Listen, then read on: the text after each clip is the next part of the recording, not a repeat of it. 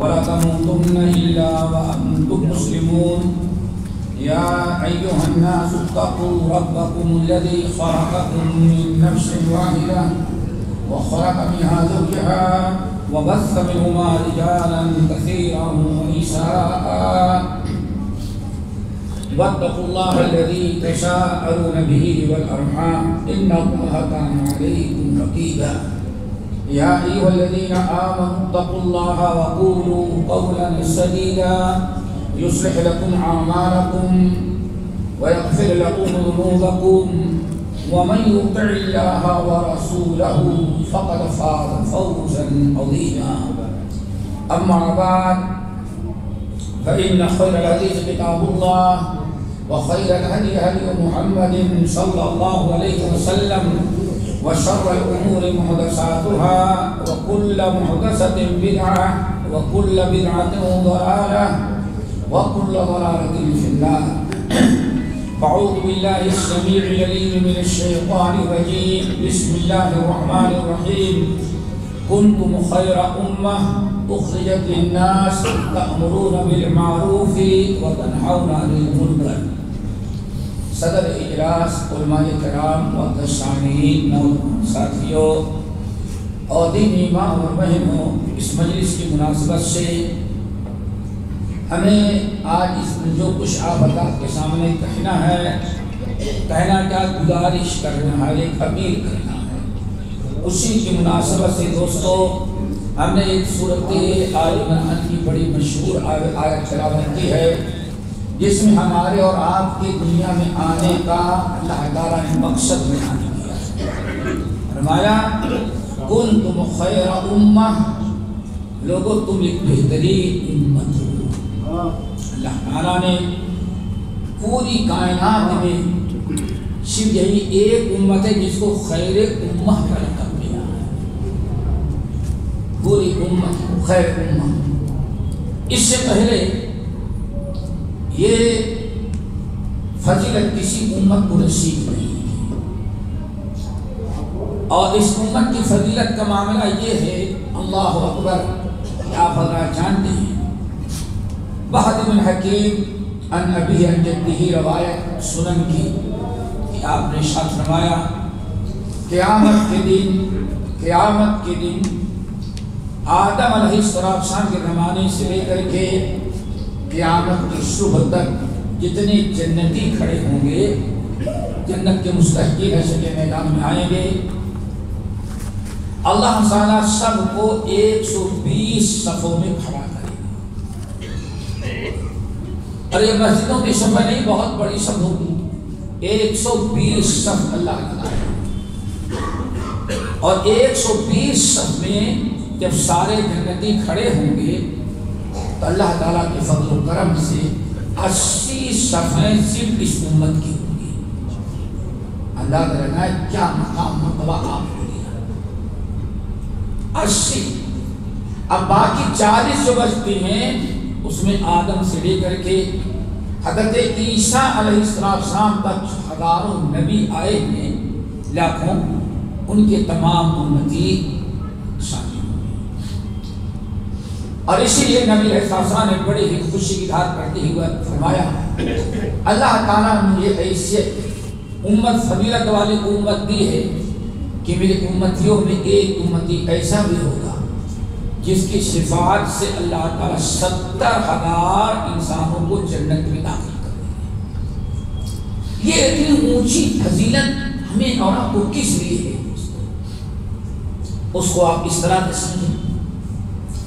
فضیلت کا سب سے بڑا سبب، اور کبھی ہماری جماعت کے ایک بڑے جلیل عالم جن کو آپ حضرت مولانا ابوالکلام آزاد رحمۃ اللہ علیہ کے نام سے جانتے ہیں، ان کی تفسیر پڑھیں تو وہاں پہ اس فضیلت کا سبب آپ کو بتایا گیا ہے قرآن آیات کی روشنی میں، جس کو ہم بڑے اختصار کے ساتھ بتاتے ہیں کہ آدم علیہ السلام سے دوستوں جو سلسلہ چلا تھا، اللہ ایک نبی بھیجتے، نبی شرک کو بدعت کو مٹاتے، اصلاح کرتے، نبی کل نفس ذائقۃ الموت کے تحت جب دنیا سے چلے جاتے قوم کی اصلاح کر کے. نبی تو جاتے رہتے لیکن ابلیس نہیں مرتا تھا کمبخت، وہ تو زندہ تھا. اور اس کے چیلے جب بھی نبی کے جانے کے بعد ابلیس نبی کی امت میں بگاڑ فساد پیدا کرتا تو اللہ اصلاح کے لیے کوئی ایک دوسرا نبی بھیج دیتا تھا. برابر نبیوں کا سلسلہ تھا، جاری تھا. جہاں قوم میں بگاڑ پیدا ہوا اور علماء سے قوم نہ سدھری تو فوری طور پر اللہ تعالیٰ ایک نبی بھیج دیتا. بلکہ بسا اوقات ایک وقت میں اللہ کئی نبی کو بھیجتا. چنان حضرت سورہ یاسین کو پڑھیں، کہا جاتا ہے ایک ہی شہر میں ایک ہی وقت میں اللہ نے 3 رسولوں کو بھیجا. پھر اس سے بڑی چیز نہ دیکھیں، قرآن پاک سورہ مریم کو پڑھیں. حضرت یحییٰ اور حضرت عیسیٰ دونوں رشتہ دار اور دونوں بنی اسرائیل سے تعلق رکھتے تھے، دونوں کو ایک ہی ساتھ نبی بنا کر کے بھیجا. اس طرح سے سلسلہ عیسیٰ علیہ السلام تک چل رہا تھا. لیکن آخری نبی محمد صلی اللہ علیہ وسلم کو جب دنیا نے بھیجا تو اللہ تعالیٰ نے آپ کو خاتم النبیین بنا کر کے بھیجا. اب نبی علیہ السلام کی دنیا سے جانے کے بعد 23 سال اللہ کے نبی علیہ السلام نے محنت، مشقت، جہاد، ہر تکلیفیں برداشت کر کے اس دین کو دنیا میں عام کیا. لیکن فرق یہ تھا کہ اب اس امت میں گمراہی پیدا ہو تو ان کی اصلاح کے لیے کوئی نبی نہیں آ سکتا. کیوں؟ وَأَنَا خَاتَمُ النَّبِيِّينَ لَا نَبِيَّ إِلَّا بَعْدِي، میرے بعد کوئی نبی نہیں آئے گا. پھر یہاں ایک چیز سمجھیں، اللہ فرماتے ہیں انبیاء تو جاتے رہے کچھ دنوں کے بعد، لیکن ابلیس کو موت نہیں. فَهُوَ وَلِيُّهُمُ الْيَوْمَ، جس ابلیس نے آدم اور حوا کو جنت میں بہکایا، اللہ فرماتے لوگوں فَهُوَ وَلِيُّهُمُ الْيَوْمَ، وہ آج بھی ابلیس وہی ابلیس موجود ہے جس نے قسم کیا کھائی تھی، فَبِعِزَّتِكَ لَأُغْوِيَنَّهُمْ أَجْمَعِينَ، اللہ تیری ذات کی قسم کھا کے کہتا ہوں ان میں سے ہم سب کو گمراہ کریں گے. رب نے فرمایا جا گمراہ کر، میرا بھی فیصلہ یہ ہے. ایک فیصلہ تو یہ ہے تو زندگی بھر گمراہ کرے گا، اور ہم نے بھی ان کے لیے قیامت تک کے لیے توبہ کا دروازہ کھلا رکھا ہے. اور یہ بھی وہ بھی یاد رکھو دوستو، یہ توبہ کا دروازہ یہ بھی رحمت للعالمین کی برکتوں میں سے ایک برکت ہے. دوستو ہم جو لوگ پڑھتے ہیں وَمَا أَرْسَلْنَاكَ إِلَّا رحمت للعالمین، تو رحمت للعالمین کی رحمتوں میں سے جو اللہ نے بنایا ایک یہ بھی ہے کہ اللہ نے قیامت تک کے لیے گنہگاروں اور ابلیس کے بھٹکے کے گمراہ کرنے والوں کے لیے دروازہ توبہ کا کھلا رکھا ہے. چنان مستدرک حاکم کی روایت، ابن جریر طبری کی روایت، بہت سارے اہل علم نے، اور بسند صحیح منقول علامہ البانی صحیحہ کے اندر نقل کیا، نبی علیہ السلام کے پاس کفار مکہ آئے، ابو جہل، ابو لہب، یہ بڑے بڑے سرغنہ آئے، اور آنے کے بعد کہنے لگے یا محمد، اور سب کافر ہیں، آپ کہتے ہیں اللہ کے رسول ہمیں یقین نہیں پڑتا، ایک کام آپ کر دیں تو مجھے یقین پڑ جائے گا کہ آپ سچے کے رسول ہیں. کیا؟ یہ صفا پہاڑی جو ہے حج اور عمرے کے لیے جو لوگ گئے ہوں گے دیکھیں گے ایک پہاڑ ادھر اور دوسرا پہاڑ ادھر، صفا اور مروہ، جن کو اللہ نے ایک نشانی شعائر اللہ بنا کیا ہے. صفا پہاڑی کو اگر اللہ تعالیٰ سے آپ کہیں سونا بنا دے تو ہم ایک ہی دن میں کلمہ پڑھ کے مسلمان ہو جائیں گے، تب پتہ چلے گا کہ آپ سچے نبی ہیں. نبی علیہ السلام بہت خوش ہو گئے. بھائی اللہ کے لیے تو کوئی مشکل ہے نہیں، اللہ تعالیٰ کیا کن فیکون کی دیری ہے. لیکن اگر اللہ تعالیٰ صفا پہاڑی کو سونے کا پہاڑ بنا دیا تو پورا مکہ ایک ہی دن میں سب کلمہ پڑھ کے مسلمان ہو جائیں گے۔ نبی علیہ السلام طرف رجوع، نبی علیہ السلام اللہ تعالیٰ طرف رجوع کی، اللہ میری قوم پوری کی پوری ایمان لانے کے لیے تیار، آپ کے لیے کیا مشکل ہے؟ اللہ تعالیٰ شرط رکھتے ہیں اگر صفا پہاڑی کو اللہ تعالیٰ سونے کے بنا دے تو ایک ہی دن میں کلمہ پڑھ کے مسلمان ہو جائیں گے۔ اللہ نے فرمایا اے محمد صلی اللہ علیہ وسلم آپ کے لیے دو راستے ہیں، اگر آپ چاہتے ہیں تو ہمارے ہاں سونے کا پہاڑ بنا دینا کوئی مشکل چیز نہیں ہے،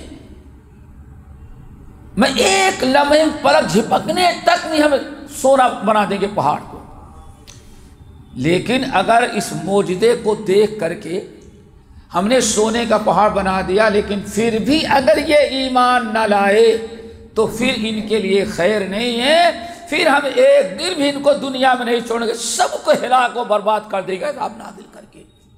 ایک شکل ہے آپ سوچ لیں، اور دوسری شکل کیا ہے؟ آپ دعوت کا کام کرتے رہیں، تبلیغ کرتے رہیں، ان کو سمجھاتے رہیں، ہم ان کے لیے توبہ کا دروازہ کھلا رکھتے ہیں، جب بھی زندگی میں ان کے دین سمجھ میں آیا اگر کلمہ پڑھ کے مسلمان ہو جائیں گے تو ہم ان کے سارے زندگی کے گناہوں کو نظر انداز کر کے معاف کر کے ان کی توبہ قبول کر لیں گے، ان کا اسلام ہمارے ہاں مقبول ہو جائے گا۔ اللہ سفر نہیں، اللہ تعالیٰ ایک دوسری چیز ہم کو چاہیے، پہلی چیز نہیں چاہیے، اللہ ہمیں ایک دوسری چیز دے دے، ہم ان کے پیچھے محنت کریں گے، دعوت دیں گے، آپ ان کے لیے توبہ کا دروازہ کھلا رکھیں، پتہ نہیں ایمان لائے یا نہ لائے، اگر ایمان نہ لائے تو ہلاک کر دے، اس سے تو اچھا ہے ان کو زندہ رکھ، ان کے لیے توبہ کا دروازہ کھلا رکھے۔ اللہ، ایک تو رب نے یہ کیا میرے بھائیو، دوسرا سنن ترمذی کے حدیث نبی علیہ السلام نے ارشاد فرمایا، اور بیعینی یہی چیز جو ہے قرآن پاک سورت بنی اسرائیل سبحان الذی اسری میں بھی اللہ نے بیان کیا ہے۔ انسان کتنے بھی گناہ کر ڈالے، بار بار توبہ کرتا ہے، استغفار کرتا ہے، تو اللہ رسول نے ارشاد فرمایا بندہ توبہ استغفار کرتے کرتے تو تھک جاتا ہے لیکن اللہ معاف کرنے کا دروازہ بند نہیں کرتا۔ تو دوستو بتا یہ رہا تھا اللہ نے توبہ کا دروازہ تو کھلا رکھا لیکن نبوت کا اور رسالت کا دروازہ بند کر دیا۔ اب دنیا میں کفر پھیلے گا، کیوں؟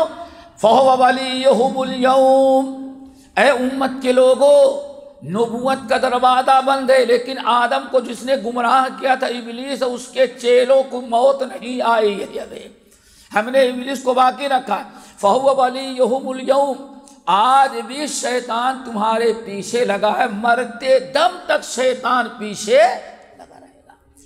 اب سوال یہ، پہلی امتوں کو شیطان نے گمراہ کیا تو اللہ نے کس کو بھیجا؟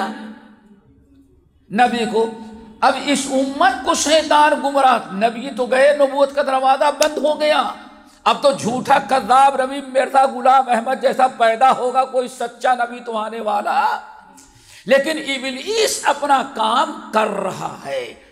اب سوال ہے دوستو، سمجھو، اب جو شیطان قیامت تک لوگوں کو گمراہ کرے گا ان کی ہدایت کا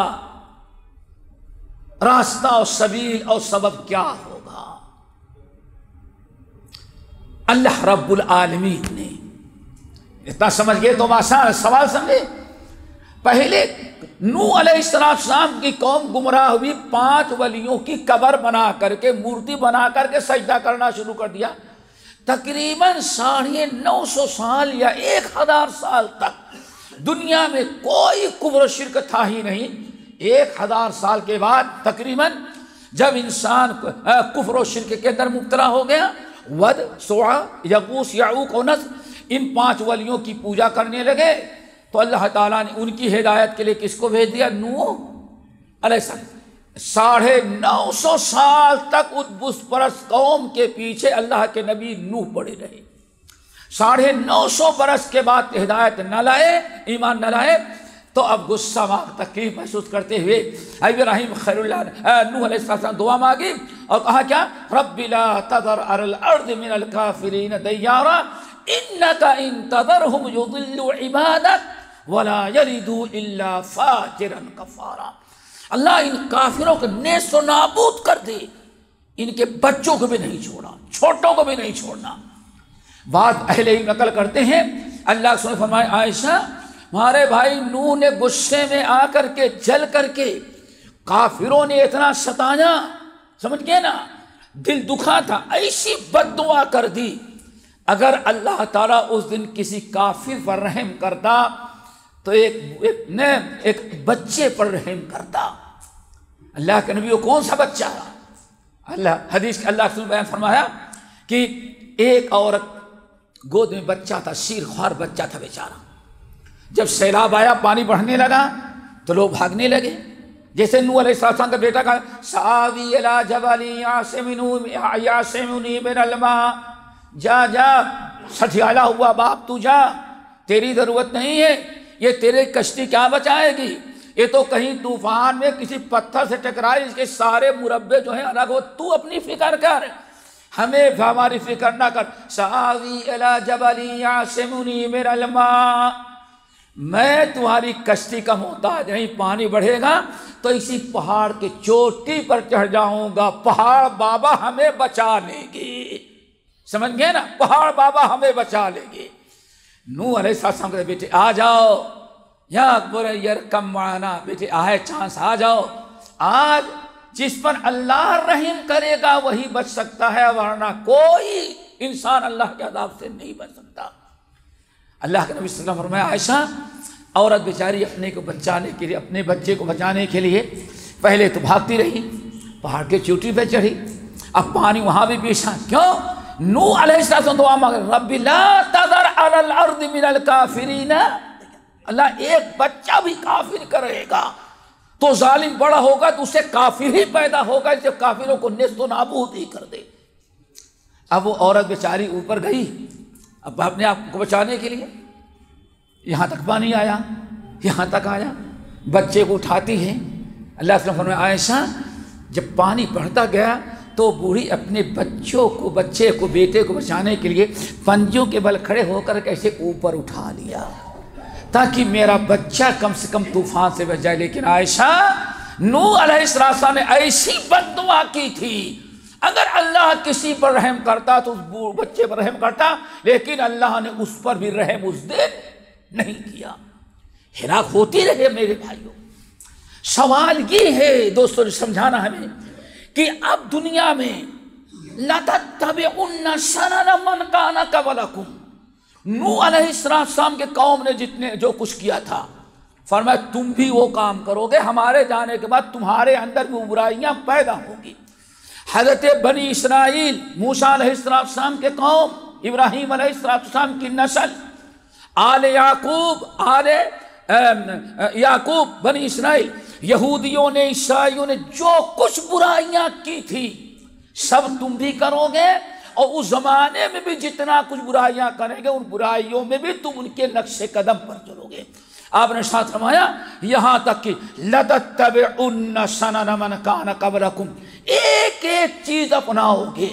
اور بڑی گھناؤنی چیز اللہ کے رسول نے دو بیان کی، فرمایا حَتَّى لَوْ أَتَى أَحَدُهُمْ عَلَىٰ أُمِّهِ، اگر کوئی یہودی عیسائی بدبخت اپنی ماں کے ساتھ منہ کھانا کرتا ہے تو تمہاری مسلم قوم میں ایسے لوگ بھی پیدا ہو جائیں گے جو اس کو فیشن سمجھ کر کے وہ بھی اپنی ماں کے ساتھ وہی کریں گے۔ اور اس سے بڑھ کر کے میرے بھائیوں اللہ لو دخل احدهم جحر ثب، اگر کپڑا اٹھا کر کے کوئی سفید چمڑی والا یہ یہود و نصارہ چڈھی اتارا، کپڑا اتارا اور کسی بل میں گھسنے لگا تو تمہارے امت کے نوجوان بھی اتاریں گے نہیں۔ اس زمانے میں ترقی اور فیشن کہہ ہی رہا تھا کہ میں بھی بل میں گھسوں، جہاں لومڑی گھستی ہے، جہاں چبلے نیورا چھپتا ہے، جہاں یہ ذلیل قومیں رہتی وہاں بھی یہ مسلم میرا امتی وہ بھی کرنے لگے گا۔ جب اتنی برائیاں پیدا ہو جائیں جو ساری برائیاں تمام امتوں میں تھیں وہ ساری برائیاں اکٹھا کس میں آ جائیں گی؟ اس امت. اللہ کے رسول نے ارشاد فرمایا اب ان کی اصلاح کون کرے گا؟ نہ تو نوح آ سکتے ہیں، نہ ہود آ سکتے ہیں، نہ شعیب آ سکتے ہیں، نہ صالح علیہ السلام آ سکتے ہیں، نہ ابراہیم علیہ السلام آ سکتے ہیں، نہ حضرت موسیٰ آ سکتے ہیں، نہ اسماعیل و یعقوب آ سکتے ہیں. اب اس نبی تو چلے گئے، اب اس امت میں یہ ساری گمراہیاں، ان امتوں میں ایک ایک امت کی برائی تھی، اور میری امت تو ساری گزری ہوئی امتوں کی برائیاں میری امت میں آ جائیں گی. اب ان کے پیچھے کون پڑے گا؟ اب نبی نہیں آئیں گے. ایک تو العلماء ورثۃ الانبیاء، العلماء ورثۃ الانبیاء، نبی تو نہیں آئیں گے. اب اللہ تعالیٰ نے انبیاء کے کام کے لیے انبیاء کے وارث پیدا کرے گا. ان کو کیا کہا جاتا ہے؟ العلماء ورثۃ الانبیاء. یہیں سے ایک بات واضح ہو گئی بے دوستو، جس طرح سے نبی کے زمانے میں نبی کی اطاعت اور نبی کی باتوں کو غور سے سننا، ان سے سیکھنا ضروری ہے. اب کوئی نبی نہیں آئے گا. اگر آپ کو علم سیکھنا ہے، دین سیکھنا ہے، تو کس سے سیکھنا پڑے گا؟ کیا خیال ہے بولے؟ بغیر علماء سے. تو جیسے ہمارے بزرگ کہتے تھے نیک حکیم خطرے جان اور نیم ملا خطرے ایمان. ہم تو ڈوبے ہیں تسلم تجھے بھی ڈوبے گے. آج بڑا فیشن بنا ہوا ہے، اگر گلے میں ٹائی آ جائے اور سفاری سوٹ اور دو چار کلپ بنا دے تو سمجھا جاتا ہے اور اسکالر ہے، یہ مسجد والا ہے، مسجد والا دین کا کام کرے گا. آج یہ دین کا کام کرے گا. العلماء ورثۃ الانبیاء. تو دوستو جس طرح سے امتوں کو پہلے علماء سے، نبیوں سے جڑنا پڑتا تھا، ویسے ہی اس امت کے عوام کو کس سے جڑنا پڑے گا؟ علماء حق اور علماء ربانی سے جڑنا پڑے گا. پھر دوسری طرف علماء کا بھی کام ہے میرے بھائیوں.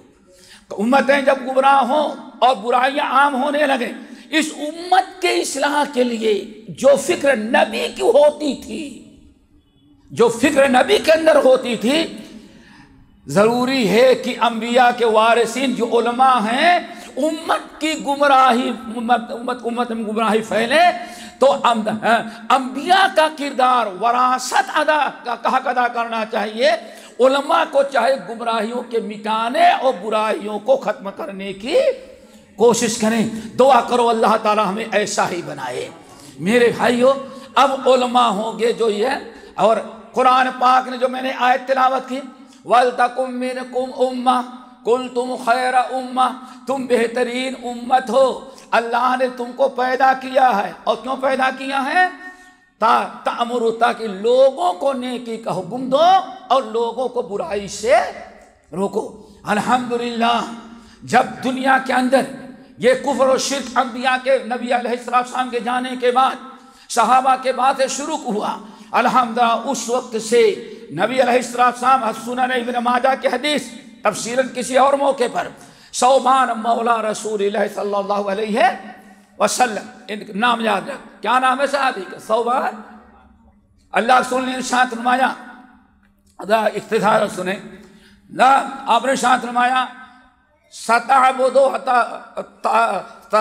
ستعبد قبائل من امتی، اے لوگوں میں چلا جاؤں گا، لیکن اس امت کے کچھ اور قوم اور قبیلے کے لوگ مشرکوں میں شامل ہو جائیں گے. اللہ اکبر.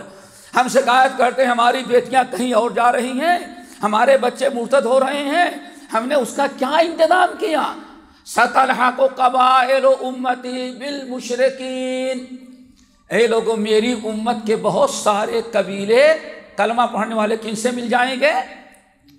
مشرکوں سے. نمبر 2، وَسَتَعْبُدُ قَبَائِلُ بِالْأُمَّةِ الْأَوْثَانِ، میرے امت کے بہت سارے لوگ، نام محمد ہوگا، احمد ہوگا، شمس الاسلام ہوگا، عابد علی، ساجد علی، احمد، محمد سب ہوگا، عائشہ، فاطمہ سب کا نام ہوگا، لیکن وَسَتَعْبُدُ قَبَائِلُ مِنْ أُمَّتِي، میرے امت کے بہت سارے قبیلے بت کی پوجا شروع کر دیں گے. اللہ کا سجدہ کرنے کے بجائے اللہ سے دعا مانگنے کے بجائے کہاں جانے لگیں گے؟ چڑھاوے چڑھائیں گے، پیشانی پھینکیں گے، سجدے کریں گے، اور اللہ تعالیٰ سے رو رو کر کے مانگنا چاہیے۔ ایسے مردوں سے رو رو کر کے دعائیں مانگیں گے، بابا یہ چاہیے، یہ چاہیے، یہ چاہیے۔ ابھی سنا ہوگا ایک کتاب آیا تھا، بابا جب تک بیٹا نہیں لے لوں گی نہیں جاؤں گی تیرے در سے۔ اللہ اکبر۔ اب بابا خود اس کو اللہ نے بیٹا نہیں دے رکھا تھا۔ سوچو ذرا دوستو، ستعبد قبائل امتی، یہ ابن ماجہ مسند احمد بن حنبل کی روایت، میرے امت کے بہت سارے قبیلے ایسے ہوں گے جو کس کی عبادت کرنے لگیں گے؟ اوثان۔ کس کی؟ اوثان۔ دو لفظ ہیں، صنم اور اوثان۔ صنم کہتے ہیں جو مورتی کی شکل میں ہو، اور وثن کہتے ہیں جو مورتی کی شکل میں نہ ہو، کبھی گنگا جمنا کے شکل میں ہوگی، کبھی کسی چشمے کے شکل میں ہوگی، کبھی کبھی درخت کے شکل میں ہوگی، سمجھ گئے نا؟ نہیں، یہ درخت بابرکت ہے، اس درخت کے اللہ اکبر انسان کہاں کہاں گمراہ ہوتا رہے گا۔ دو چیزیں ہو گئی۔ نمبر 3 ذرا سنو، اور میری امت میں نبوت کا دروازہ اللہ نے بند کیا ہے، لیکن آگے میرے امت میں 40 کذاب دجال پیدا ہوں گے، جن میں سے ہر ایک یہی کہے گا میں اللہ کا نبی ہوں۔ اب تو صحابہ کرام ڈر گئے دوستو، یا رسول اللہ، جب آپ کی امت میں، اس امت میں اتنی گمراہیاں، کم سے کم 3 گمراہیاں۔ نمبر 1، لوگ کن سے جا ملیں گے؟ ہماری مسجد، جماعت، مدرسہ، امت مسلمہ کو چھوڑ کر کس سے جا ملیں گے؟ مشرکوں سے، بت پرستوں سے۔ نمبر 2، اللہ کی عبادت کے بجائے وَسَتَعْبُدُ قَبَائِلُ أُمَّتِي، میرے امت کے بہت بڑے قبائل، بہت سارے لوگ کس کی پوجا کرنے لگیں گے؟ اوثان اور بتوں کی، غیر اللہ کی۔ اور بہت سارے لوگ پیدا ہو جائیں گے جو نبوت کا۔ اب سوال ہوا، صحابہ کرام پریشان، یا رسول اللہ آپ کے بعد ہوگا تو ہم کیا کریں گے؟ ہم کیسے بچیں گے؟ تو اللہ کے رسول فرمائے، یہ میری امت ہے، سن لو، ایسے لوگ پیدا ہوں گے، لیکن میری امت میں قیامت تک اللہ تعالیٰ ان تمام گمراہیوں کے خلاف جہاد کرنے کے لیے، ان تمام برائیوں کو مٹانے کے لیے، ان تمام باطل کے مقابلے کے لیے اللہ تعالیٰ ایک گروہ ہمیشہ پیدا کرتا رہے گا، جو گروہ برابر ان تمام باطل چیزوں کا مقابلہ کرتا ہے۔ لا یضرہم من خذلہم، دنیا ان سے ناراض ہوگی، لیکن کسی کی ناراضگی اور مخالفت ان کو مٹا نہیں سکے گی۔ میرے بھائیوں، ہم کہیں نہ شاید سمجھ گئے ہوں گے، برائیاں تو ہوگی، ابلیس کرواتا رہے گا، اب نبی نہیں آئیں گے۔ پوچھا گیا وہ طائفہ، وہ گروہ، وہ جماعت جو سب کا مقابلہ کرے گی، بدھ کی جو مسلمان شرک کے قریب جاتے مشرکوں سے، ان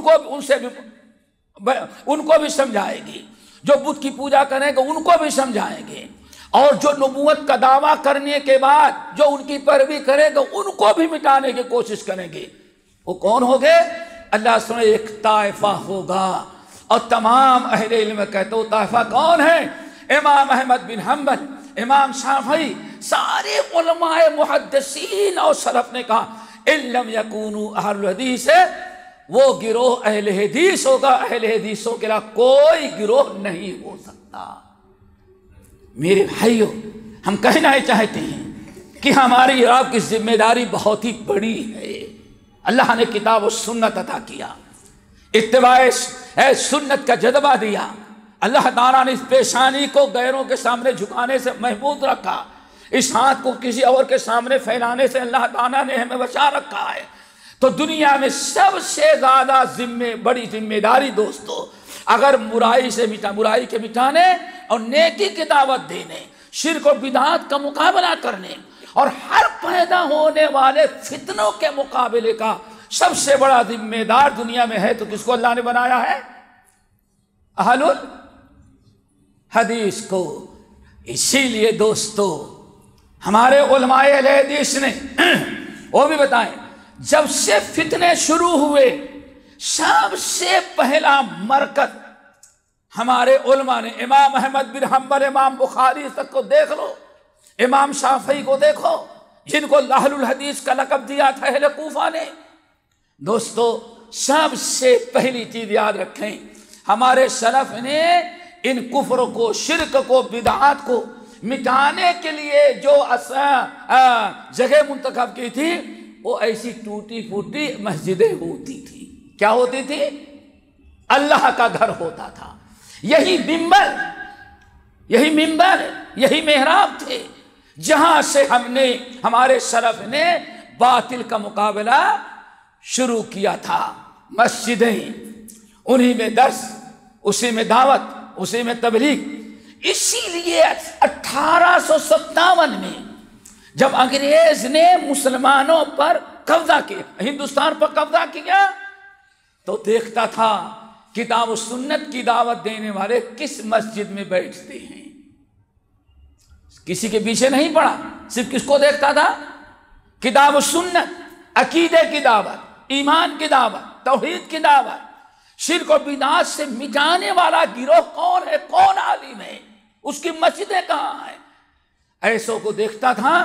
تو تین مسجدیں انگریز نے کتنی ڈھائی؟ 3 مسجدوں کو صرف دلی میں ڈھایا۔ پنجابی محلے کی مسجد، اللہ اکبر، 3 مسجدوں کو ایک کے بہانا ہمیں یہاں ریلوے اسٹیشن بنانا ہے، دوسرا کیا ہمیں پاور ہاؤس بنانا ہے، تیسرا یہ ایسی مسجد ڈھائی، عشاء کی نماز پڑھی گئی، صحیح بخاری کا درس ہوا، سنن ابی داؤد کا درس ہوا، طلبہ چلے گئے اپنے اپنے یہاں، فجر کے لیے اٹھے تو مسجد زمین کے اوپر سے غائب تھی۔ اب میٹرو جب لائن بچھنے لگی اور کہیں انڈر گراؤنڈ، پھر وہ مسجد لوگوں کو نظر آئی۔ کیوں دوستو؟ یہی مسجدیں تھیں ہمارے اسلاف نے۔ 2 چیزوں کا دھیان رکھنا، ایک تو علماء اور دوسرے مسجد، یہی 2 چیزیں ہیں جس کے ذریعے انسان، ہمارے سلف نے ہمیشہ کفر کا، شرک کا، باطل کا مقابلہ کیا ہے۔ اس لیے بات بتا دے رہا ہوں، آج ہمارے ہاں نام نہاد ہمارے جماعتوں میں کچھ ایسے لوگ ہیں، آج مسجد کی ضرورت نہیں ہے، آج کس کی ضرورت ہے؟ کوئی ایک دعوت سینٹر بنا لو، وہاں سے دعوت کا کام ہوگا۔ قرآن نے کہا سب سے بڑا سینٹر دعوت کا، اصلاح کا، تبلیغ کا، اللہ تعالیٰ نے کس کو بنایا ہے؟ مسجد۔ دیکھو سورۃ نور کی آیات، سب سے بڑا، بلکہ مسجد کو پاور ہاؤس کی مثال دی گئی ہے، جہاں سے پاور تیار ہوتا ہے، جہاں سے کتاب و سنت کی کرنیں، سورج طلوع ہوتا ہے۔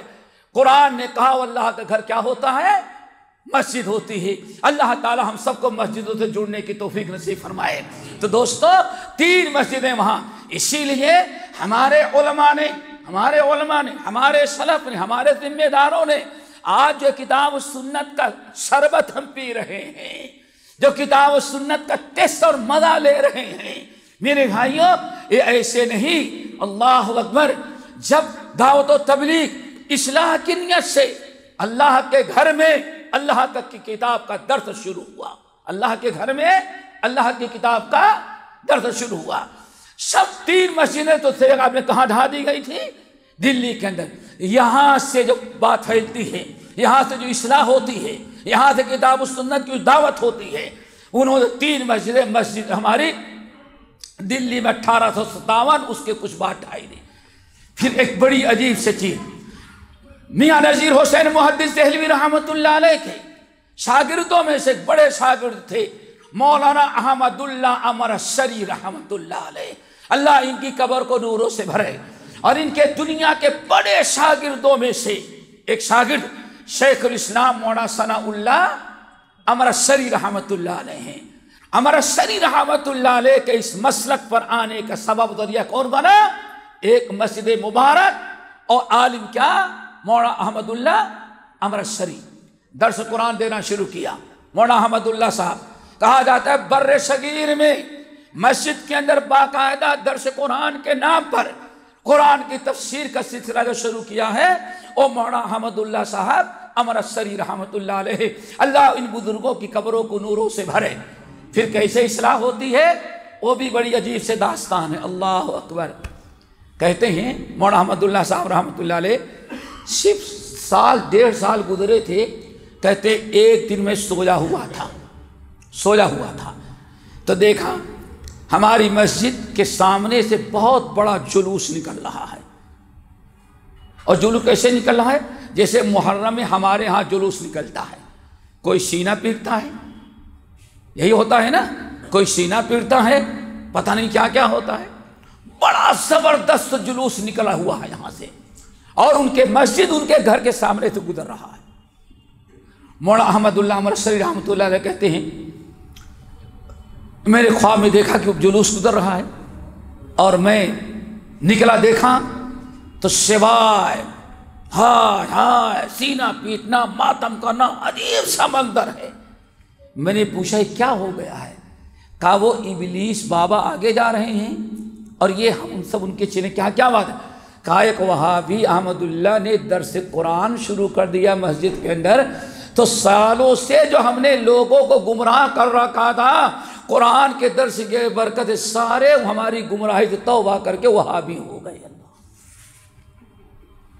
دوستو ہم بتانا یہ چاہتے ہیں کہ مسجدیں ہماری جو ہیں یہی اصل میں سب سے بڑے کیا ہیں؟ اسی لیے مسند احمد بن حنبل کی روایت، ترمذی وغیرہ کی، مسند ابو یعلا کی، سب سے بڑی چیز جو انسان کو ہر قسم کی گمراہی اور فتنے سے، ہر قسم کے منکر سے اگر بچا سکتی ہے تو کیا ہے؟ اے اللہ تعالیٰ کا گھر۔ اسی لیے نبی علیہ السلام نے ارشاد فرمایا، حضرت معاذ بن جبل رضی اللہ عنہ کی روایت، علیکم بالجمعۃ، اے لوگو علیکم بالجمعۃ والجماعۃ والمساجد، میرے امت کے لوگوں اگر تمہیں گمراہی سے بچنا ہے اور آنے والے سارے فتنوں سے بچنا ہے، تو فتنوں اور برائیوں سے بچنا ہے، اگر صراط مستقیم پر رہنا ہے تو 3 چیزوں سے چمٹے رہنا، ہر وقت ان سے کبھی علیحدگی اختیار نہیں کرنا۔ دوستو نبی صلی اللہ علیہ وسلم جو راہ بتا دیے گمراہی سے بچنے کے لیے، اس سے بہتر اور کوئی چیز نہیں ہو سکتی جس سے ہم گمراہی سے بچ سکیں۔ اللہ نے فرمایا 3 چیزوں کو لازم پکڑنا، اگر ان کو مضبوطی سے پکڑ لو گے تو ہمیشہ گمراہی سے، فتنوں سے، ضلالت سے، منکرات و برائیوں سے بچتے رہو گے۔ نمبر 1، اور دعا کرو اللہ تعالیٰ تینوں سے ہمیں چپٹے رہنے کی توفیق نصیب فرمائے۔ اور یہی تینوں چیزوں سے جب ہم علیحدگی اختیار کرتے ہیں تو کیا خیال ہے؟ بل میں کوئی شکار نہیں ہاتھ لگتا، بل میں گھسا ہے۔ جنگل میں شکار کھیلنا ہو تو جانوروں کو جنگل سے فائرنگ کر کے بھگانا پڑتا ہے، مچھلیوں کو پکڑنا ہو تو دھماکہ کر کے نیچے سے اوپر مچھلیاں لانی پڑتی ہیں۔ ایسے شیطان کو اگر گمراہ کرنا ہے تو پہلے 3 چیزوں سے ہمیں ہٹاتا ہے۔ نمبر 1 مسجد سے دور کرتا ہے، نمبر 2 ہمیں جماعت سے دور کرتا ہے، اور نمبر 3 ہمیں جمعہ سے دور کرتا ہے۔ ان 3 چیزوں میں سے کسی ایک چیز سے انسان دور ہوا دوستو، اب سمجھ جاؤ کہ شیطان کو شکار کرنا نہایت آسان ہو گیا۔ نمبر 1 آنے فرمایا علیکم بالجمعۃ، لوگوں خبردار اپنی مسجدوں کا، خاص طور سے تم سمجھتے ہو ساری گمراہیاں پھیلی ہوئی ہیں، کہیں شرک کی دعوت، کہیں کفر کی دعوت، کہیں ضلالت کی دعوت، کہیں فرقے بندی کی دعوت۔ اور اگر کتاب و سنت سیکھنا ہے تو صرف کہاں؟ ابھی آج کی بات بتائیں، بڑی خوشی کی بات، آج ابھی ایک صاحب معتبر آدمی کہنے لگا جھولا میدان کے پروگرام سے بڑا فائدہ ہوا، آج کی بات ہے کہنے لگے۔ میں نے کہا ہو کیوں؟ کہا کہ ہم نے جو گاڑی کی تھی لے جانے کے لیے وہ ذرا بدعتی انسان تھا، گمراہ، لیکن مجبور تھا چونکہ پیسہ لیا تھا، ہمارے ساتھ اجلاس میں آیا، کہتا ہے کہ کہنے لگے کہ جب اجلاس میں بیٹھا تو سارے علماء ماشاءاللہ، بوڑھے ہیں تو سفید داڑھی، سفید کپڑے، سفید ٹوپی، جوان ہے جب بھی سفید کپڑا، سب وہ سوچتا ہے یہاں کوئی گرین کی کلر کا ہے نہ تو کہا پہلے اس نے کہا رے یہ تو بالکل سب کے سب وہابی لوگ کہتے ہیں ہمارے علماء، زندگی میں پہلی مرتبہ میں آیا، یہ تو اتنے چمک رہے ہیں، وہ بھی لائٹ اور چہرے پر رگلا رہی تھی، کہتے ہیں کہ معلوم پڑتا ہے کہ سب فرشتے بیٹھے ہوئے ہیں۔ نمبر 2، اس سے بڑی بات سنو، کہتے ہیں کہ جب بھی کوئی مولوی کھڑا ہوا تو قرآن پیش کرتا ہے، حدیث پیش کرتا ہے۔ زندگی میں ہم نے سنا تھا کہ جلسے میں دین کی باتیں بیان کی جاتی ہیں، کہا تو تم کیا سنتے؟ کہا ہم تو یہ تھے کہ نعرے رسالت، نعرے غوثیہ، اور ہر ایک کے رنگ برنگ کپڑے، اور ہر 5 منٹ کے بعد پیسے جمع کرنا۔ کہا کہ پھر پوچھتا ہے اچھا سارے اہل حدیث جلسے ایسے ہی ہوتے ہیں؟ کہاں ابھی اگلے ہفتے محصلہ کے اندر ہے۔ کہا پھر کہاں ہے؟ کہا ایسے ہی دھراوی کے اندر ہے۔ کہا اچھا ہم فری میں لے چلیں گے، تینوں دن ہم کو لے کے چلنا۔ یہ ابھی جھولا میدان کے پروگرام کی کرامت بیان کر رہا ہے۔ دوستو یہ آج کی بات ہے، ابھی ظہر کے پہلے کی بات ہے۔ انسان کیوں علماء سے جڑا ہی نہیں، انسان علماء حدیث سے جڑے گا تو ہی انسان کتاب و سنت پاتا ہے۔ اگر انسان اپنے جماعتی علماء کو چھوڑ کر کے ادھر ادھر ہوا تو دوستو ویسے ہی ہے جیسے ہرن جنگل سے نکلا اور شکاری تاک میں لگا ہوا تھا، ابلیس اس کے چیلے لگے ہوئے ہیں، آپ نے جماعت چھوڑی۔ اے اللہ کے رسول صلی اللہ علیہ وسلم کی حدیث، عمر ابن الخطاب رضی اللہ عنہ، خبردار لوگوں جماعت سے نہیں الگ ہونا، جماعت سے الگ ہوگے تو شیطان ویسے ہی اشک لیتا ہے جیسے الگ تھلگ رہنے والی بکریوں کو بھیڑیا اشک لیا کرتا ہے۔ یہ اللہ کے رسول کی حدیث حضرت عمر ابن الخطاب رضی اللہ تعالیٰ روایت کر رہے ہیں، اور روایت بھی کم کیا جب جابیہ شام جیسے ملک پر اسلامی جھنڈا لہرا کر کے جب مدینہ طیبہ واپس آ رہے تھے اور وہاں جابیہ کے مقام پہ پہنچے، نماز پڑھائی اور نماز پڑھانے کا بعد خطبہ دیا کہ مسلمانوں اگر تم صراط مستقیم پر قائم رہ سکتے ہو تو اسی وقت جب تک کہ تم جماعت کے ساتھ اگر جماعت سے علیحدگی اختیار کیا تو شیطان نہایت آسانی سے تم کو اشک لے گا۔ تو دوستو بتا رہا تھا مسجد سب سے پہلے کس کو لازم پکڑے؟ جمعہ، علیکم بالجمعۃ، جمعہ۔ واللہ کتنی بھی دور رہو دوستو، ہمارا مشورہ ہے اور آپ سے گزارش ہے کہ جمعہ پڑھنے کے لیے کم سے کم ایک دن تھوڑا ٹائم نکالیں اور ہماری اہل حدیث جماعتی مسجد میں آئیں، کوشش کریں یہ بیٹھ جائیں، آگے بیٹھیں، خوب غور سے خطبہ سنیں۔ اللہ اکبر، پتہ نہیں کتنے ساتھیوں سے ملاقات ہوگی، کتنا اجر و ثواب پائیں گے۔ معلوم ہے آپ کو مسند احمد بن حنبل کی روایت، نبی علیہ السلام ارشاد فرماتے ہیں کہ انسان نہا کر کے دھل کر کے اول وقت اگر جمعے کے دن خوشبو لگایا، اچھے کپڑا پہنا اور سج دھج کر کے اللہ کی عبادت کی نیت سے جب مسجد کے اندر آنے لگتا ہے تو علامہ البانی صحیحہ کے اندر نقل کرتے ہیں کہ انسان کا آنا جانا کا قیام لیلۃ القدر، اس کے آنے جانے کا ثواب اللہ لیلۃ القدر میں قیام کے برابر اللہ تعالیٰ جو ثواب دیتا ہے۔ دوستو اس لیے جمعے کے دن چھوڑیں، آئیں دین کی باتیں سنیں۔ آج گاڑیاں نکلی ہوئی ہیں، ابھی میں یہاں انڈیا میں دیکھا وہ گاڑی کھڑی کر کے کیا کرتا ہے، پرک لگاتا ہے نا، کون سی گاڑی کہتے ہیں؟ تسکا، الیکٹرک۔ کیسے یار 500 کلومیٹر کا چارج کرنے کی ضرورت ہے۔ عمر ابن الخطاب رضی اللہ تعالیٰ عنہ کہتے اپنے لوگوں سے، غلاموں سے، بچوں سے، آؤ جلدی آؤ۔ ارے کیا ہو گیا امیر المومنین؟ بھائی ایمان ذرا پرانا ہو رہا ہے، آؤ بیٹھ کر کے تھوڑی دیر ایمان چارج کر لے، ایمان تازہ کر لے۔ اللہ اکبر۔ عمر ابن الخطاب رضی اللہ تعالیٰ عنہ جس کے متعلق متعلق اللہ کے رسول بیان فرمائیں، عمر کی زبان پر حق چلتا رہتا ہے۔ اتنا بڑا صحابی، اتنا بڑا انسان اور ایسا مسلم صحابی، کہتے ہیں ایمان مرجھا جاتا ہے، اپنے غلام کو پکڑتے، کبھی لوگوں کو پکڑتے، آؤ تھوڑی دیر بیٹھو ذرا دین کی باتیں سن لیں تاکہ ایمان ہمارا تازہ ہو جائے۔ اللہ کے بندو، بیوی کا مسئلہ، بچوں کا مسئلہ، اسکول کا مسئلہ، کاروبار کا مسئلہ، ڈیوٹی کا مسئلہ، ہزار مسائل ہمارے ہیں، اور 5 چیک دے رکھا، اس کا ٹینشن الگ ہے۔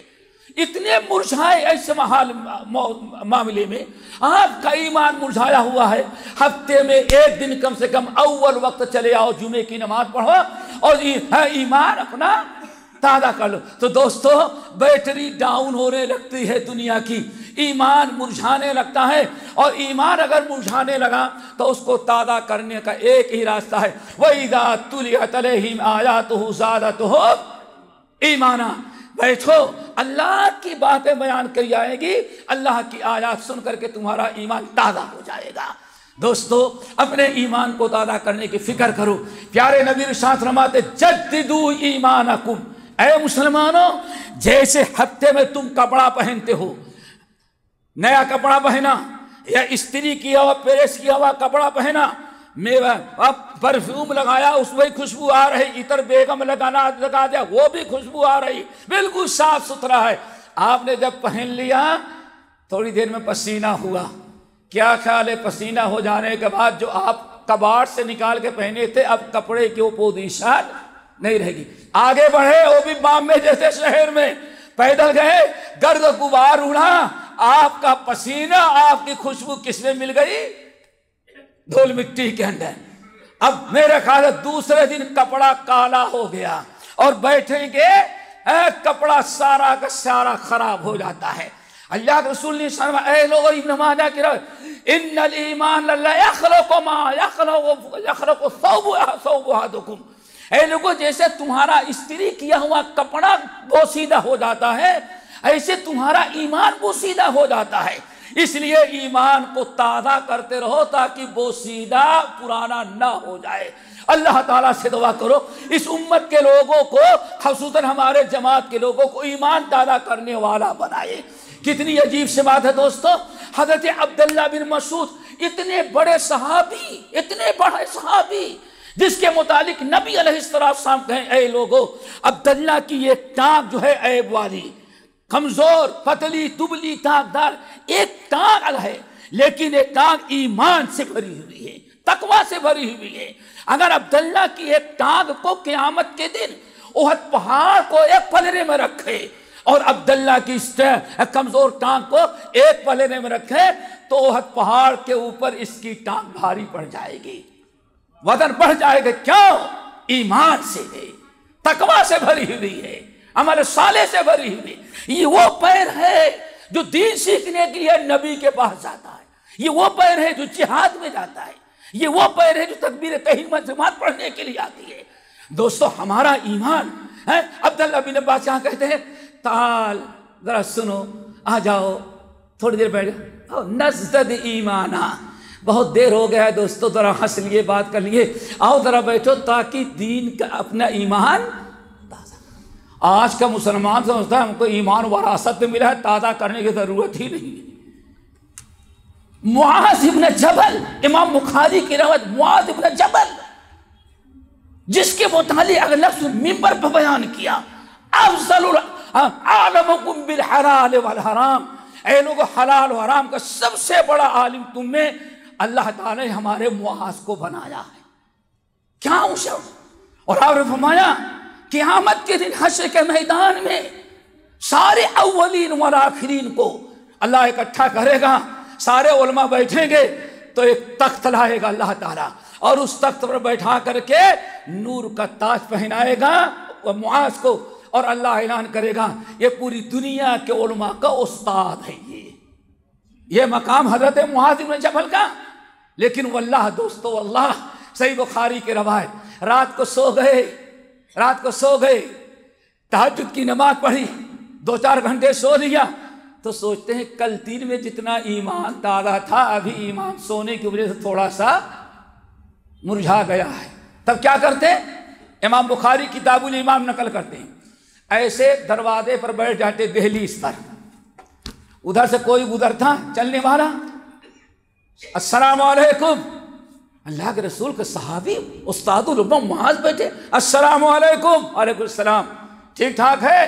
ہاں ٹھیک ٹھاک تو ہے، لیکن تعال، کہاں جا رہے؟ میں فلاں جگہ، نہیں تعال نجلس ہونا، اللہ کے بندے دنیا کا کام ہوتا رہے گا، ذرا 2 منٹ کے لیے ہمارے پاس آ جاؤ، بیٹھ جائیں، نومنتا کی دین کی باتیں کر کے ایمان کو تازہ کر لیں۔ ہم نے تو اگر اعلان کیا پتہ نہیں اتنے بھائی آئے ہوں گے 50 مرتبہ ٹیلی فون کرنے کے بعد، یاد دہانی کے بعد، اللہ اکبر، ہمیں تو کوئی اعلان بھی کیا جائے، 5000 اشتہار چھپایا جائے، اور اگر 500 آ جائے تو ہمارے امیر صاحب بھی کہتے الحمدللہ تھا جلسہ کامیاب ہو گیا، کہنے کے لیے مجبور ہے، کیا کرے؟ ہونا یہ چاہیے، تو 5000 چھپا ہے تو 50,000 سننے کے لیے آتے، ایمان دادا کرتے۔ ہمارا ایمان کمزور ہو چکا ہے، ہمارا ایمان کیا ہے جو ہمیں رات بھر فلمیں دیکھنے کا حکم دے رہا ہے، آوارگی کرنے کا حکم کیوں دے رہا؟ کیا ہے؟ ہمارا دل، ہمارا نفس۔ اگر ہمارا ایمان تازہ ہوتا تو ایمان کو اللہ نے نور قرار دیا۔ کیا قرار دیا بیٹے؟ لائٹ جل گئی نا، لائٹ جل گئی ہے، جلا دینے کے بعد ستون ہے، کھمبا ہے، چٹائی ہے، پانی ہے، موبائل ہے۔ انسان کو جب نور ایمان ہو، ایمان تازہ ہو، تو حلال کیا ہے، میرا رب کس سے ناراض ہوگا اور کس بات سے میرا رب خوش ہوگا، اس کا ایمان کہتا ہے رب کی ناراض کرنے والی چیزوں کو چھوڑ اور صرف ان چیزوں پر عمل کر جو رب کو راضی کرنے والی ہیں۔ لیکن بئس ما یأمرکم بہ ایمانکم، ایمان تمہارا کیسے ہے؟ رات بھر دوستوں کے ساتھ ٹائم پاس کرنے کا حکم دیتا ہے، تہجد کی نماز پڑھنے کا حکم نہیں دیتا۔ ایمان کیسا ہے کہ رات بھر موبائل پر کھیلنے کا حکم تو دیتا ہے لیکن تلاوت قرآن کا حکم نہیں دیتا۔ یہ ایمان کی کمزوری ہے دوستو، جو مسلمانوں نے آج چھوڑ دیا۔ وراثت میں ایمان بن گیا ہے، مل گیا ہے، اب اس کو تازہ کرنے کی فکر نہیں۔ وہی حدیث یاد رکھو، لو جیسے تمہارا کپڑا بوسیدہ ہو جاتا ہے، کپڑا بوسیدہ ہو جاتا ہے، ایسے ہی تمہارا ایمان بھی ہو سکتا۔ ذرا بتائیں میرے بھائی، کپڑا بوسیدہ ہو گیا، بیوی بھی کہتی بدبو آ رہی، پسینہ وہاں ڈال دو، مشین میں ڈال کر کے دھل ڈالوں گی، پہننے کے لیے تیار نہیں۔ کیوں؟ وہ ہمارا کپڑا بوسیدہ ہو گیا۔ وہ رب ایمان ہی کون قبول کرے گا جب آپ کی بیوی بچے نوکر بوسیدہ کپڑے کو قبول کرنے کے لیے تیار نہیں، تو اوپر والا بوسیدہ ایمان کیسے پسند کرے گا؟ اپنا ایمان بناؤ، جددوا ایمانکم۔ تو بتا رہا دوستو، یہ ایمان کہاں تازہ ہوگا؟ اللہ اکبر، جب جمعے کے دن اول وقت آئے اپنی مسجد میں، جہاں صرف چندہ نہیں اور جہاں صرف پیسہ نہیں، جہاں صرف سلام خوانی نہیں، جہاں صرف درود شریف نہیں، جہاں قرآن و حدیث کی باتیں بیان کی جائے، جنت و جہنم کا تذکرہ کیا جائے، اور وہ صرف ایک اسٹیج ملے گا، جمعے کے دن اہل حدیث مسجد کا منبر ملے گا، ورنہ کہیں پانی مڑائے گا، پانی مڑائے گا، آگ میں جلائے گا، فضا میں اڑائے گا، لیکن جنت و جہنم کی باتیں، ایمان کی باتیں آپ کو کوئی نہیں بتائے گا۔ نمبر 2 دوستو، اگر ایمان کی سلامتی چاہے تو میں نے کہا پہلے نمبر پر جمعہ۔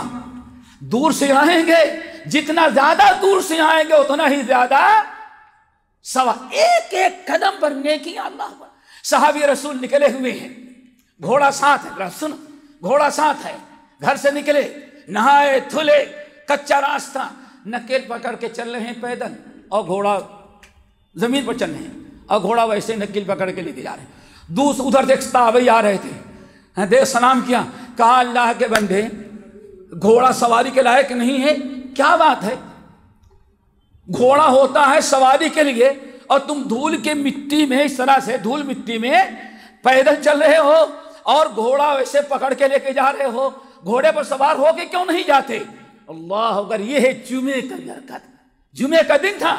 کہتے ہیں بات اصل یہ ہے، نہا دھل کر کے گھوڑے پر آیا، خوشبو لگایا اور جمعے کے لیے جا رہا تھا، تو پیارے نبی کے ایک حدیث یاد آ گئی۔ وہ کیا حدیث سنیں؟ اچھا ہم کو بھی سنا دے تاکہ ہم بھی اس حدیث پر عمل کریں۔ ملاقات کرنے والا. کہا اچانک حدیث یاد آئی کہ جو انسان نہا کر کے دھل کر کے جمعہ پڑھنے کے لیے اللہ کی راہ میں نکلتا ہے پیدل اور اس کے بدن پر گرد و غبار پڑ جاتے ہیں تو اس کے گرد و غبار اتنا قیمتی اللہ کے نزدیک ہوتا ہے کہ گرد و غبار جسم کے جس حصے پر جاتے ہیں اللہ اس حصے کو جہنم کی آگ پر حرام کر دیتا. کہا اس لیے میں پیدل جا رہا ہوں ذرا دھول مٹی ہو جائے تو شاید اس گنہگار کے اللہ تعالی جہنم سے آزاد کر دے. آج یہ ہماری ایک فکر تھی دوستو, ہمارے اندر بھی فکر ہو, جتنے دور سے اتنا فائدہ. نمبر 2 میرے بھائیوں, والمسجد, مسجدوں کو نہیں چھوڑو. تھوڑی تھوڑی بات پر ناراضگی ہوئی, ہم مسجد سے جھگڑا ہوگا, امام سے جھگڑا ہوگا, متولی سے, اور سارا نظرہ کس پر اترتا ہے؟ کیا خیال ہے آپ کا؟ سارا نظرہ کس پر اترا؟ مسجد. جھگڑا ہوا مؤذن سے تھوڑا سا, ہم صبر کر, یہ نہیں سوتے کہ مسجد چھوڑ دینے سے کتنا بڑا نقصان. کہیں ایسا نہ ہو اپنے نفس کے لیے اللہ کے گھر کو چھوڑا, کہیں ایسا نہ ہو اللہ تعالیٰ ناراض ہو کر کے اپنے گھر سے دھتکار ہی دے. دوستو سوچو ذرا سا, کتنے لوگ ہوں گے بالکل مسجد کے بازو میں ہیں لیکن گھر میں نماز پڑھتے مسجد میں آنا نصیب نہیں. یہ اللہ تعالیٰ کے گھر سے جڑیں گے. کیوں؟ مسند احمد بن حنبل کی روایت, اے لوگو اللہ سن شاف نے حضرت ابی ہریرہ, اے لوگو مسجد میں آؤ, مسجد میں آؤ. مسجد میں نماز پڑھنے کے لیے آنے والا, مسجد میں پابندی سے آنے والا 3 عظیم ترین نعمتوں سے اللہ تعالیٰ کے فضل و کرم سے مالا مال ہوتا ہے. سنیں گے کہ چھوڑ دیں؟ سنیں گے بھائی؟ لمبی باتیں ہی ہو گئی. کتنی 3 اعلی شان نعمتیں ہیں, مسجد میں آنے والا کبھی ان سے محروم نہیں ہوتا. اب ذرا سنو. نمبر 1 رحمت منتظرہ. مسجد میں اللہ تعالیٰ نے اپنی رحمتوں کو حکم دے دیا ہے, جا کر کے سے مسجد میں ٹنگی رہو, جو میرا بندہ مسجد میں آئے اس کے اوپر نازل ہو جانا. رحمت منتظرہ. اس لیے ہم مسجد میں آتے ہیں کیا پڑھتے ہیں؟ اللہم افتح لی, مانگ رہے ہیں نا تو اللہ دے, اللہم افتح لی ابواب رحمتک, اللہ رحمتوں کا دروازہ تیرے گھر میں داخل ہو رہا ہوں. کسی شاپنگ مال, کسی گھر, کسی کے ہاں مہمان نہیں, اللہ آپ کا مہمان بن کے آپ کے گھر میں داخل ہو رہا ہوں. اللہ رحمتوں کا دروازہ کھول دے. اللہ صلی اللہ علیہ وسلم فرمایا پہلی چیز رحمت منتظرہ, رحمت انتظار میں ہے, بندہ آئے اور اس پر ہم نازل ہو جائیں. اللہ اکبر. نمبر 2 او کلمت حکمت, او کلمت حکمت. انسان جب مسجد میں آتا ہے, مسجد میں آتا ہے تو کوئی نہ کوئی علم و حکمت دین کی باتیں سیکھ کر کے جاتا ہے. جمعے کے دن آئے گا, ہمیں یاد ہے واللہ بڑی خوشی ہوتی ہے. شارجہ کے بعد بتا, ہمارے ایک صاحب یہیں کوکن کے ہیں, وہ جمعے کے دن تقریباً سارے رشتہ داروں کو اپنے یہاں بلاتے ہیں.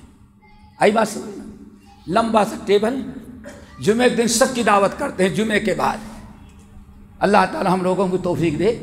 ایسا میں نے کلکتہ میں بھی دے, ایک بزرگ ہمارے اہل حدیث سے دعا کرو, اہل حدیث سے میں اور یہی شوق پیدا کر دیں. واللہ کا پورا لمبا سا ٹیبل, کھانا جب آ جاتا ہے تو کسی کو کھانے نہیں دیتے. کیا وہ خطبہ سن کر کے ہمارا جتنا گئے ہیں یاد رکھتے, پورا خطبہ ان کو سنا دیتے تب کھانا دیتے ہیں. کہتے ہیں اس کے ذریعے جو سن کے جاتا ہوں مسجد سے, سب سارے رشتہ داروں تک بات پہنچا دیتا ہوں. اب رشتہ دار بھی سوچتے چلو چاچا کے ہاں کھانا بھی کھائیں گے, خطبے میں تو نہیں گئے کمپنی کے, لیکن وہاں دین کی باتیں بھی سن لیں گے. اور ہمارے اسلاف کیسے تھے, پہلی مرتبہ جب آج سے 25 سال قبل کٹا گیا, موتی پورا کوئی مسجد ہے پتہ نہیں, مٹیا برش کے خطبے میں مسجد میں خطبہ دیا تو ایک صاحب آئے, گاڑی بٹھا چلیں, لے کے چلے گئے. ہوں گے 4-5 کلومیٹر, گاڑی پارک کے اوپر لے کے گئے اور بیٹھا دیا اور لاؤڈ اسپیکر لا کے رکھ دیا. کہا مولانا ہمارا جو عالم کھانا اس وقت کھلاتے ہیں عورتوں کو کہتے ہیں 12 کے پہلے پہلے کچن سے فارغ ہو جاؤ. دیکھو سننے والے سکھانے والے مسجد کی برکت. دعا کرو ہم کو بھی تو آپ کو توفیق ملے. کہا کہ سب عورتوں کہتے 12 بجے تک فارغ ہو جاؤ, جمعہ پڑھ کر کے آنے کے پہلے پہلے فارغ ہو جاؤ. بیٹیاں بھی آتی ہیں, داماد بھی آتے ہیں, بہنیں بھی آتے ہیں, بہنوں بھی سب کو لاتے ہیں, اور کسی نہ کسی عالم کو پکڑ کے لاتے ہیں. کھانا کھلانے کے بعد جب کھانے کے لیے بیٹھتے ہیں پہلے آدھا گھنٹہ ذرا تقریر کر دیں, اس کے بعد کھانا کھلائیں. اللہ مجھے اتنی خوشی ہوئی, میں نے کہا خالص قوم میں اب تک نظر آتے ہیں, وہ کرتے ہیں اشکے کے سحر گاہی تو جو ظالم ودو. اس زمانے میں بھی ایسے دین سیکھنے کے شوقین موجود ہیں. دعا کرو اللہ تعالی ہمارے اندر بھی دین سیکھنے کا شوق پیدا کر. تو مسجد میں آئے تو دوسرا فائدہ کیا؟ او کلمۃ حکمت, دین کی کام کی فائدے کی کوئی نہ کوئی بات مل جائے گی. اور یہاں سے گئے بیوی کو بتایا, بچوں کو بتایا, دوست احباب کو بچایا. یہ تو ایسے بیوی سے لندن کا ہر اہل حدیث چینل بن جائے. اگر جمعے کا خطبہ سنے, دین کی باتیں سنے اور جانے کے بعد بیان کرنے لگے تو پورا چینل ہمارا بن جائے اہل حدیث چینل. کیوں؟ ہر اہل حدیث ایک چینل ہوگا. او کلمۃ حکمت, دین کی باتیں. اور یہ بھی سن لو, واللہ اگر مسجد میں آنے لگو دوستو, اور خصوصاً سوچو چلو نماز پڑھ کے بھاگیں گے نہیں, درس قرآن سن لیں گے, درس حدیث سن لیں گے. ہمارے بھائی بیٹھے ہیں, ایک دن بیٹھے نا, اثر میں پہنچ گئے, چھوڑا نہیں ایک حدیث سنا کر کے جائیں. انسان کے اندر شوق ہو سیکھنے کا. میں کہتا ہوں واللہ کتنا بڑا اونچا مقام. اگر نیت کر لو باجماعت نماز پڑھیں گے, درس قرآن ہوگا, درس حدیث تھوڑا سا سن لیں گے, یا امام صاحب سے کہیں گے 2-4 باتیں دین کی بیان کر دو. اللہ اکبر. اگر یہ نیت آ گئی تو اللہ رسول کی حدیث, اللہ اکبر, من جاء فی مسجد ھذا لم یأتہ الا لخیر یتعلمہ او یعلمہ فہو بمنزلۃ المجاہد فی سبیل اللہ. اگر کوئی ہمارا امتی مسجد میں آتا ہے, سوچتا ہے اس لیے سے نماز بھی پڑھ لوں گا, دین کی 2-4 باتیں بھی سن لوں گا. اگر نماز کے ساتھ ساتھ دین کی باتیں سیکھنے سننے کا شوق و نیت بھی کر لے تو اللہ رسول نے ارشاد فرمایا جب گھر سے نکلا اور جب تک واپس نہ جائے, اللہ تعالیٰ اس کو جہاد فی سبیل اللہ کا اجر و ثواب عطا کرتے. میرے بھائی ہم تو مائل بکرم کوئی سائل نہیں. تو بتا رہا تھا کہ اللہ سبحانہ کلمۃ حکمت. نمبر 3 دوستو بڑی اہم چیز ہے اس زمانے کی. 2 ہو گئی نا. نمبر 1 رحمت منتظرہ, اور نمبر 2 کلمۃ حکمت. نمبر 3 اللہ اکبر اخو یستانس بہ, دیندار اچھا مشورہ دینے والا ساتھی اور دوست بھی مل جائے گا. کیوں؟ جتنے لفنگے ہیں سب باہر ہیں, جو اللہ والے ہیں وہی گھر میں آئے ہوئے ہیں. مسجد میں آئے تم سلام کرے گا, تمہاری ملاقات ہوگی, تمہارا کوئی مسئلہ ہوگا وہ بیان کرے گا, اچھا مشورہ دے. او اخو یستانس بہ, اچھا ساتھی مل جائے گا. واللہ آپ جانتے ہیں پورے زندگی کے بناؤ بگاڑ کا دار و مدار کس پر ہوتا ہے؟ اچھے برے دوستوں پر. ذرا اس واقعے کو یاد کرو. انسان شام سے نکلا ہوا ہے, شام سے شفیہ رضی اللہ تعالیٰ عنہ مدینہ طیبہ 1 مہینے کا سفر طے کر دیا, اور راستے میں کہتے ہیں ہم نے رب سے کھانا نہیں مانگا, ہم نے رب سے زندگی نہیں مانی. کہتے ہیں صرف ایک دعا کرتے رہے, اللہم ارزقنی جلیسا صالحا, اے اللہ پہلی مرتبہ مدینہ جا رہا ہوں, کوئی اچھا دوست اچھا ساتھی نصیب کر دینا.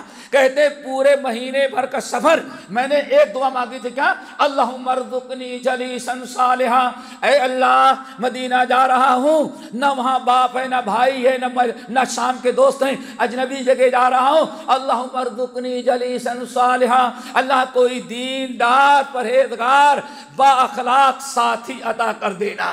کہا پورے سفر پر دعا کرتے ہوئے چلے آئے, یہاں تک کہ مدینہ طیبہ میں داخل ہوا. جب مسجد میں داخل ہوا تو دیکھا ایک بڑے میاں بوڑھے میاں ٹیک لگا کر کے بوڑھے ہو گئے ہیں. قال رسول اللہ صلی اللہ علیہ وسلم بیان کر رہے ہیں, اور پوری مسجد بھری ہوئی ہے. ہر آدمی کان لگا کے کھڑے ہو کر سن رہا ہے اے بابا کیا کہہ رہے ہیں. کہا میں بھی بیٹھا سن رہا تھا, اور ان کے قال رسول اللہ ختم ہی نہیں ہوتا.